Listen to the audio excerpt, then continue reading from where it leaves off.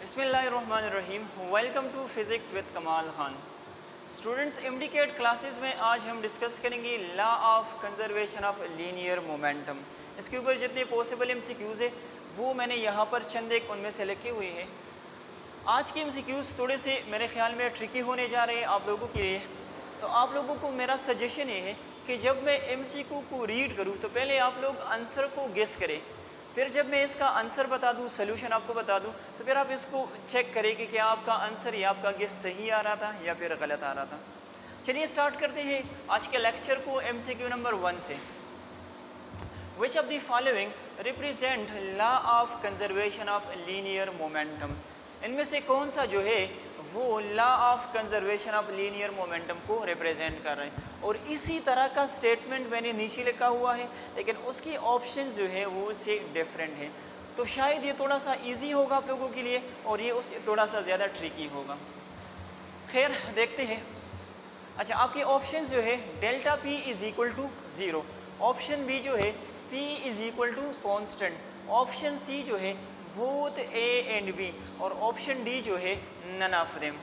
तो ज़रा देखिएगा, हमने पढ़ा हुआ था that F is equal to delta P over delta T. ठीक है, तो कंजर्वेशन ऑफ मोमेंटम के लिए ज़रूरी ये है कि जो एक्सटर्नल फोर्सेस बॉडी के ऊपर एक्ट कर रही है या सिस्टम के ऊपर एक्ट कर रही है वो हमारे पास ज़ीरो होने चाहिए। तो अगर इसको मैं ज़ीरो करूँ तो zero is equal to del P over delta T. ठीक हो गया। इसको यहाँ शिफ्ट करें, so 0 multiply by delta T is equal to delta P, which means that delta P is equal to 0। Option A तो correct है। इस वाले को चेक करते हैं कि क्या ये वाला करेक्ट है या ये नहीं है। अगर डेल्टा पी 0 के बराबर है तो इसका मतलब ये है कि चेंज इन मोमेंटम जो है वो हमारे पास 0 है। तो अगर मोमेंटम में कोई चेंज नहीं आ रहा तो इसका मतलब ये होता है that momentum is equal to constant. तो ये वाला भी करेक्ट है। तो इसका मतलब ये हुआ कि option C both A and B ये हमारे पास करेक्ट ऑप्शन है। अच्छा, नेक्स्ट एमसीक्यू की तरफ बढ़ते हैं। विच of the following represent law of conservation of linear momentum. वही सेम स्टेटमेंट है लेकिन ऑप्शंस यहाँ पर डिफरेंट है। फर्स्ट जो है M V is equal to constant, option B जो है वी और एम का इनवर्स रिलेशन है, ऑप्शन सी बोथ है, और ऑप्शन डी जो हमारे पास है वो नन ऑफ देम है। इसको ज़रा चेक करें, पहले आप गेस करें कि कौन सा आपके पास करेक्ट ऑप्शन होना चाहिए। गेस करने के बाद यहाँ आप सोल्यूशन को देखें। यहाँ पर मैंने आप लोगों को बताया law of conservation of momentum से that delta P is equal to 0। अगर डेल्टा पी 0 के बराबर आ रहा है तो इसका मतलब ये है दैट पी यानी momentum is equal to constant. अगर मोमेंटम कांस्टेंट है तो इसका क्या मतलब बन रहा है, इसका मतलब बनता है that M V is equal to constant, mass into velocity हमारे पास क्या है, कांस्टेंट है। तो ये वाला तो ठीक हो गया, M V is equal to constant. अब ज़रा इस वाले को चेक करते हैं कि क्या ये भी पॉसिबल है। तो ज़रा चेक करें, अगर वेलोसिटी को यहाँ छोड़ के मास को मैं इधर शिफ्ट करूँ तो ये डिवाइड में हो जाएगा। अगर इक्वेशन को ख़त्म करके मैं प्रोपोर्शनलिटी में इसको कन्वर्ट करूँ तो ये इस तरह से बन जाएगा कि वेलोसिटी और मास का जो है वो इनवर्स रिलेशन है। तो ये वाला भी करेक्ट है। तो इसका मतलब ये हुआ कि हमारे पास जो करेक्ट ऑप्शन है that is option C both A and B. ठीक है। नेक्स्ट जो एमसीक्यू है ये मेरे ख्याल में इसमें आप लोगों को कंफ्यूज किया जा सकता है। तो ज़रा देखें ध्यान से, पहले एमसीक्यू को सुने देखें और उसके बाद आप लोग गेस करें कि कौन सा वाला करेक्ट ऑप्शन हो सकता है। The time rate of change of linear momentum is 10 newton. If the time is 2 second then what is the magnitude of force acting on a body. अगर हमारे पास time rate of change of linear momentum given हो which is 10 Newton, तो आप लोगों से पूछा जा रहा है कि अगर टाइम हमारे पास 2 सेकंड है तो बॉडी के ऊपर फोर्स कितना एक्ट करेगी। ऑप्शंस है, गेस करें शाबाश, 20 न्यूटन, ऑप्शन बी है 5 न्यूटन, ऑप्शन सी है 10 Newton and option D is 12 Newton. तो मेरे ख्याल में आप लोगों ने जो गेस लगाया होगा वो कुछ इस तरह से लगाया होगा that F is equal to delta P over delta T. ठीक है, तो आपके जहन में ये आ रहा होगा कि चेंज इन मोमेंटम जो हमारे पास है वो 10 है डिवाइडेड बाई 2, तो ये हमारे पास 5 आ जाएगा। शायद कुछ लोगों ने इस तरह से गेस लगाया होगा 10 मल्टीप्लाई बाई 2 करें तो इससे हमारे पास 20 आ रहा है, ठीक है, ये दोनों गलत है। अगर किसी ने दोनों को ऐड करके 12 आंसर निकाला हो तो वो भी गलत है। ज़रा देखें, इसका जो आंसर है वो यहाँ पर क्वेश्चन के अंदर मौजूद है, या तो आप लोग यहाँ से देख सकते हो, आपको कह रहे हैं time rate of change of linear momentum, time rate of change of linear momentum. सुने, एक होता है चेंज इन लीनियर मोमेंटम, एक होता है time rate in change in linear momentum, ठीक है। अगर हम सिर्फ बात करें चेंज इन लीनियर मोमेंटम तो वो डेल्टा पी के बराबर होता है, लेकिन अगर हम बात करें time rate of change of linear momentum तो ये बन जाएगा delta P divided by delta D, और ये ऑलरेडी फोर्स के बराबर होता है। तो आपको जो यहाँ पर गिवन है time rate of change of linear momentum given है, जिसका मतलब ये है कि ये हमारे पास फोर्स के बराबर होगा, ठीक है। अच्छा, दूसरी बात, आप लोग यहाँ से भी गेस लगा सकते हो, यहाँ पर गिवन है 10 न्यूटन, तो न्यूटन तो फोर्स का यूनिट होता है, और आपसे फोर्स का पूछा जा रहा है तो फोर्स हमारे पास 10 न्यूटन होना चाहिए। ये जो 2 सेकंड का टाइम आपको गिवन है, ये जस्ट आप लोगों को कंफ्यूज करने के लिए दिया गया है। मैं दोबारा आप लोगों को समझा देता हूँ, ज़रा देखिए, एक हमारे पास होता है चेंज ऑफ लीनियर मोमेंटम या चेंज इन लीनियर मोमेंटम, जिसका मतलब डेल्टा पी है, और ये जो आपको गिवन होगा तो इसका यूनिट न्यूटन सेकंड गिवन होगा। एक होता है time rate in change in linear momentum, delta P divided by delta T, जिसका मतलब ये है कि ये हमारे पास फोर्स के बराबर होगा, और इसका जो यूनिट है वो हमारे पास न्यूटन होना चाहिए, ठीक है। तो यहाँ पर आपको ऑलरेडी आंसर गिवन है, that is 10 newton, option C is the correct option. So I hope आप लोगों की समझ में आ गया होगा ये वाला क्वेश्चन।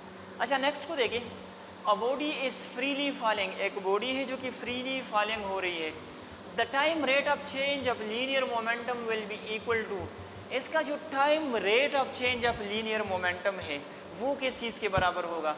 तो फर्स्ट ऑप्शन है gravitational acceleration, option B mass of the body, option C weight of the body, and option D need more information. अगर आपको ये वाला एमसीक्यू क्लियर हो तो मेरे ख्याल में आप लोग डायरेक्टली इसको समझ सकते हो, ठीक है। ज़रा दोबारा देखिए, the time rate of change of linear momentum will be equal to dash, क्या मांग रहे हैं? Time rate of change of linear momentum, जो कि बराबर होता है फोर्स के, जिसका यूनिट होता है न्यूटन। बॉडी क्या करिए, फ्रीली फॉलिंग बॉडी है, ज़रा समझे। तो फर्स्ट जो ऑप्शन है ग्रेविटेशनल एक्सेलरेशन, ये तो नहीं हो सकता क्योंकि ये हमारे पास न्यूटन में आना चाहिए। ग्रेविटेशनल एक्सेलरेशन को हम मेजर करते हैं मीटर पर सेकंड स्क्वायर में। दूसरी चीज़, change in linear time rate of change of momentum delta P by delta T के बराबर होता है, which is equal to force. तो ग्रेविटेशनल एक्सेलरेशन तो फोर्स की तरह नहीं है। अच्छा, second, mass of the body kilogram में मेजर करते हैं, फोर्स की तरह बिल्कुल नहीं है। Option C weight of the body, तो ज़रा देखिए, एक बॉडी है और वो फ्री फॉल हो रही है, तो उसकी जो मोमेंटम में चेंज आता हो वो डेल्टा पी है। और अगर हम बात करें time rate of change in linear momentum तो delta P by delta T बन जाएगा। अब चूंकि ये फोर्स के बराबर होता है, तो चूंकि बॉडी फ्रीली फॉलिंग मोशन कर रही है, तो वहाँ पर जो force acting on a body होता है वो उसकी वेट के बराबर होता है। So option C is the correct option, weight of the body. अच्छा, नेक्स्ट जो एमसीक्यू है, in which of the following case force may not be required to keep the dash। In which of the following cases, नीचे आप लोगों को कुछ cases given है जिसमें कौन सा ऐसा केस है जिसमें हमें फोर्स की ज़रूरत नहीं पड़ सकती। ज़रा देखिए, particle going in a circle, option A है particle going in a circle, option B acceleration of the particle constant, option C the momentum of the particle constant, and option D all of the above। Guess करें। और मुझे पता है ज़्यादातर students का option जो होगा वो ऑप्शन डी उनका आंसर होगा। क्यों?